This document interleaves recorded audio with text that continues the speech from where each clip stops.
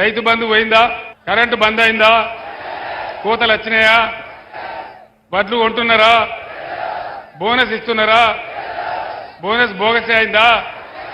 మరి ఇన్ని మోసాలు చేసిన తర్వాత కూడా గోదావరి ఎత్తుకపోతా అనే బీజేపీకి కానీ లేదా మా వాగ్దానాలన్నీ భంగం చేసిన కాంగ్రెస్ కానీ ఓటేస్తే ఏమవుతుంది?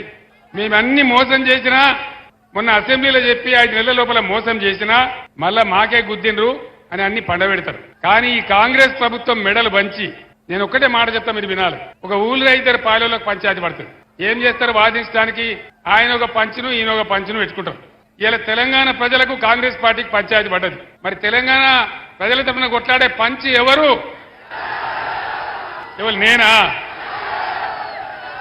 మొన్న పోయిన ఎలక్షన్ల మీరు నన్ను కింద పడగొట్టి మళ్ళీ ఇప్పుడు నన్ను పంచిగమ్మంటారు. నేనేనా? బీఆర్ఎస్ ఏనా? కొట్లాడదామా? యుద్ధం చేద్దామా? గోదావరిని కాపాడుకుందామా? కృష్ణా కాపాడుకుందామా? మళ్ళీ బీఆర్ఎస్ గవర్నమెంట్ లాగా బ్రహ్మాండంగా రైతు బంధు తెచ్చుకుందామా? కంటి నిండా కరెంటు తెచ్చుకుందామా? ఇవి జరగాలంటే సుధీర్ కుమార్ గెలవాలి.